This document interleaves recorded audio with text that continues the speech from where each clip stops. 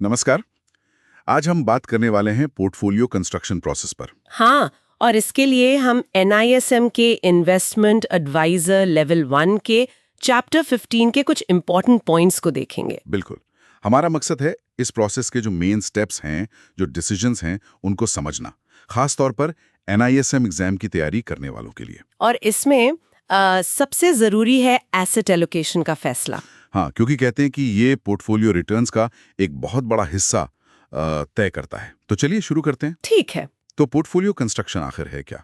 Source कहता है कि ये एक लॉजिकल और कंसिस्टेंट प्रोसेस है, एक ऑप्टिमम पोर्टफोलियो बनाने और मैनेज करने का। कहाँ से शुरू होता है ये सब? देखिए, सबसे पहला और सबसे जरूरी कदम है इन्वेस्टमेंट पॉलिसी स्टेटमेंट, यानी IPS तैयार करना। IPS? अच्छा। हाँ, इसे आप एक तरह का फाइनेंशियल रोड मैप समझ सकती हैं।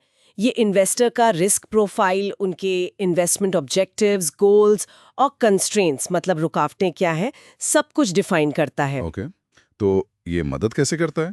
एक अच्छा IPS realistic return expectation set करने में मदद करता है, एक फ्रेमवर्क देता है परफॉर्मेंस इवैल्यूएशन के लिए, और सबसे बड़ी बात, जल्दबाजी में या इमोशनल होकर लिए गए इन्वेस्टमेंट डिसीजन से बचाता है। ये तो बहुत जरूरी है। तो इस IPS में आता क्या क्या है? इन्वेस्टर असेसमेंट से शुरू होता है ना? एग्जैक्टली। इन्वेस्टर असेसमेंट, इसमें हम पहले इन्वेस्टर की नीड्स और रिक्वायरमेंट समझते हैं। उनके गोल्स क्या हैं, हाई प्रायोरिटी वाले कौन से हैं, लो प्रायोरिटी वाले कौन से। टाइम होराइजन कितना है? हाँ बिल्कुल, टाइम होराइजन बहुत क्रिटिकल है। फिर उनकी फाइनेंशियल पोजीशन देखते हैं, नेट वर्थ क्या है, इनकम खर्चे का क्या हिसाब है। अच्छा। और वो एक साइकोग्राफिक एनालिसिस की भी बात थी, कुछ पर्सनालिटी टाइप्स। हाँ, साइकोग्राफिक एनालिसिस, इससे निवेशक का रिस्क लेने का स्वभाव पता चलता है। क्या वो एडवेंचरर टाइप है, या गार्डियन, या इंडिविजुअलिस्ट। कहीं कोई बिहेवियरल बायसेस तो नहीं है जो उनके फैसलों पर असर डाले। इंटरेस्टिंग। और साथ में लाइफ साइकिल एनालिसिस भी, मतलब निवेशक अपनी जिंदगी के किस पड़ाव पर हैं, अक्यूमुलेशन फेज, कंसोलिडेशन, स्पेंडिंग या गिफ्टिंग। हर स्टेज पर रिस्क लेने की क्षमता अलग होती है। समझ गया। तो इन्वेस्टर को समझने के बाद फिर इन्वेस्टमेंट ऑब्जेक्टिव्स और कॉन्स्ट्रेंट्स डिफाइन करते हैं। बिल्कुल। ऑब्जेक्टिव्स में क्या है, रिस्क, रिटर्न और लिक्विडिटी, इन तीनों के बीच एक सही बैलेंस बनाना। मतलब गोल क्या है? कैपिटल बचाना है, बढ़ाना है, या रेगुलर इनकम चाहिए? एग्जैक्टली।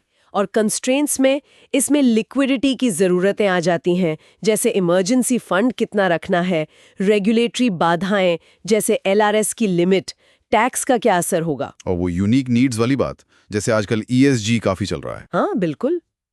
एथिकल या सस्टेनेबल इन्वेस्टमेंट प्रेफरेंसेस, ये सब कंस्ट्रेंट्स का हिस्सा है।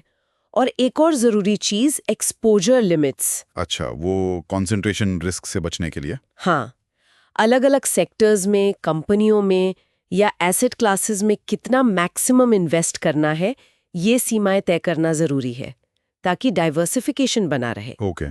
तो इन्वेस्टर साइड समझ आ गया। अब आते हैं मार्केट की तरफ। अलग अलग एसेट क्लास के रिस्क और रिटर्न का अनुमान लगाना, यहीं पर एसेट एलोकेशन आता है। बिल्कुल।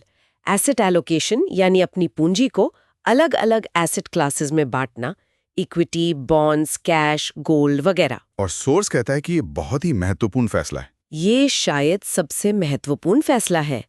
NISM पॉइंट ऑफ व्यू से भी एक की है।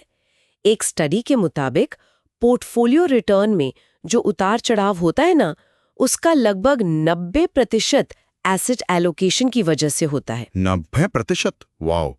इसमें कोरिलेशन का क्या रोल है? कोरिलेशन समझना डाइवर्सिफिकेशन के लिए बहुत जरूरी है। अच्छा। मतलब अलग अलग एसेट क्लास एक साथ कैसे मूव करते हैं। अच्छा। अगर दो एसेट्स का कोरिलेशन कम है या नेगेटिव है, तो वो पोर्टफोलियो के ओवरऑल रिस्क को कम करने में मदद करते हैं। जब एक नीचे जा रहा हो तो शायद दूसरा ऊपर जा रहा हो। लेकिन ये कोरिलेशन बदलता भी रहता होगा। हाँ, ये बहुत इंपॉर्टेंट पॉइंट है। कोरिलेशन स्टैटिक नहीं होता, समय के साथ बदल सकता है, इसलिए इसे मॉनिटर करना पड़ता है। ठीक है। तो एसेट एलोकेशन का फैसला इन्वेस्टर की जानकारी और मार्केट के अनुमान को मिलाकर होता है। इसके तरीके क्या हैं?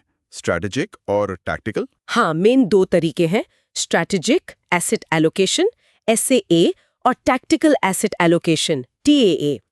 SAA आपकी लॉन्ग टर्म टारगेट मिक्स है जो IPS पर आधारित होती है। इसे टाइम इन द मार्केट कह सकते हैं। और टीए? ठीक है, शॉर्ट टर्म बदलाव है। मार्केट में कोई अपॉर्चुनिटी दिख रही है, उसका फायदा उठाने के लिए या मार्केट को बीट करने की कोशिश में। ये थोड़ा टाइमिंग द मार्केट जैसा है, जो मुश्किल हो सकता है। Got it. एसेट एलोकेशन के बाद फिर आता है पोर्टफोलियो कंस्ट्रक्शन प्रिंसिपल्स। मतलब अब स्पेसिफिक सिक्योरिटीज चुनना, कौन से शेयर, कौन से बॉन्ड। करेक्ट। अब आप एक्चुअल इन्वेस्टमेंट्स चुनते हैं, लेकिन कहानी यहाँ खत्म नहीं होती। हाँ, मॉनिटरिंग और रीबैलेंसिंग भी तो है। बिल्कुल, पोर्टफोलियो की परफॉर्मेंस को लगातार मॉनिटर करना पड़ता है। इसके लिए बेंचमार्किंग जरूरी है। मतलब अपने पोर्टफोलियो की परफॉर्मेंस को एक रेलेवेंट बेंचमार्क इंडेक्स से कंपेयर करना, एप्पल टू एप्पल तुलना। और रीबैलेंसिंग क्यों? क्योंकि मार्केट ऊपर नीचे होता है तो आपका एसेट एलोकेशन बिगड़ जाता है। मान लीजिए इक्विटी बहुत बढ़ गया तो वो आपके टारगेट एलोकेशन से ज्यादा हो जाएगा। रीबैलेंसिंग उसे वापस ओरिजिनल टारगेट पर लाता है। इसमें कॉस्ट का भी ध्यान रखना होता होगा, ट्रांजैक्शन कॉस्ट, टैक्स। हाँ बिल्कुल, रीबैलेंसिंग करते वक्त ट्रांजैक्शन कॉस्ट और टैक्स इम्प्लीकेशंस को जरूर ध्यान में रखना चाहिए। तो कुल मिलाकर बात यह है कि पोर्टफोलियो बनाना सिर्फ स्टॉक चुनना नहीं है, ये एक पूरा सिस्टमैटिक प्रोसेस है। हाँ, इन्वेस्टर को समझने से शुरुआत होती है, फिर एक क्लियर आईपीएस, फिर सोच समझकर एसेट एलोकेशन, फिर पोर्टफोलियो बनाना और फिर लगातार मॉनिटरिंग और रीबैलेंसिंग। एक तरह से देखें तो ये प्रोसेस खुद, खासकर वो शुरुआती प्लानिंग और एसेट एलोकेशन वाला हिस्सा। एग्जैक्टली। वो अक्सर लॉन्ग टर्म सक्सेस के लिए इंडिविजुअल सिक्योरिटी सिलेक्शन से ज्यादा महत्वपूर्ण साबित होता है। एनआईएसएम पर्सपेक्टिव से ये एक बड़ा टेक अवे है। बिल्कुल। जाते जाते एक सवाल सोचने के लिए छोड़ते हैं। बाजार और निवेशक की परिस्थितियां तो बदलती रहती हैं, तो ऐसे में पोर्टफोलियो को रिव्यू और रीबैलेंस कितनी बार करना सही है? कब बहुत ज्यादा हो जाता है और कब कम रह जाता है? इस पर सोचिएगा जरूर।